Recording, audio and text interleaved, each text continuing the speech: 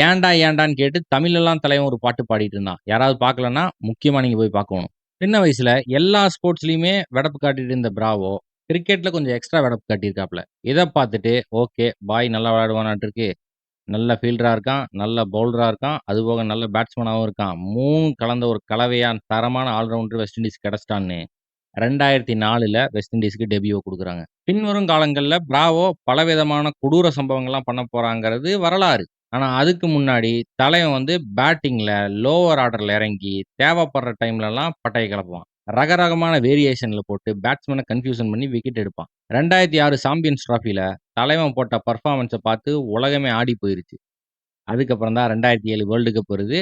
அதுக்கப்புறம் தலைவனோட career take off ஆயிருச்சு. அது வேற கத. ஊருக்குள்ள 1, 2 வித்தைய கத்து வச்சுட்டே அவன் அவன் பெரிய பெரிய பிளேயரா இருக்கான். 3 வித்தையும் கையில வச்சிருக்கிற நீ மிகப்பெரிய பிளேயர் ஆகப் போறன்னு, பிராவோவோட சிக்னேச்சர்க்காக ஊரு உலகத்துல இருக்க எல்லா பிரான்சைஸும் மாறி மாறி அடிச்சுக்கிறானுங்க. பிராவோ எனக்கு தான் வேணும், உனக்கு தான் வேணும்னு. மும்பை இந்தியன்ஸ் ஃபர்ஸ்ட் வாங்குறாங்க. அதுக்கப்புறம் தலைவன் நேரா சென்னை சூப்பர் கிங்ஸ்ல சேர்றான். 6 பால்ல 2, 3 பால விதவிதமா போட்டா தான் வேரியேஷன். ஆனா தலைவன் வேரியேஷனுக்கே வேரியேஷன் காட்டுவான். 6 பால்ல 6மே விதவிதமா போடுவாப்ல.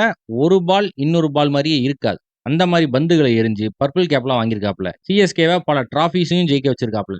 தன்னோட T20 கிரைன யூஸ் பண்ணி 2020 வேர்ல்டு கப் அடிக்கிறாங்க வெஸ்ட் இண்டீஸ். டிஜே பிராவோன்னா என்ன டிஜேவா பண்ணிட்டு இருக்காரு? அப்படின்னு கேட்பீங்க. ஆமா, தலைவன் மியூசிக் போட்டு, பாட்டெல்லாம் பாடி எல்லாத்துக்கும் ஒளிபரப்பிட்டு இருந்தான். ஏன்டா ஏன்டான்னு கேட்டு தமிழ்லலாம் தலைவன் ஒரு பாட்டு பாடிட்டு இருந்தான். யாராவது பார்க்கலன்னா, முக்கியமா நீங்க போய் பார்க்கோணும். 2018ல இன்டர்நேஷனல் கிரிக்கெட்ட விட்டு நீங்கா விடைபெறுறேன்னு சொல்லிட்டு தலைவன் ரிட்டயர் ஆயிட்டான். 2021ல மறுபடியும் ஒரு குட்டி கம்பேக்க குடுத்து T20 வேர்ல்டு கப் விளையாண்டுட்டு ஃபாரெவர் இதுக்கப்புறம் திரும்பிலாம் வரமாட்டான் ஃப்ரீடி மாரின்னு சொல்லிட்டு ரிட்டயர் ஆயிட்டாப்ல.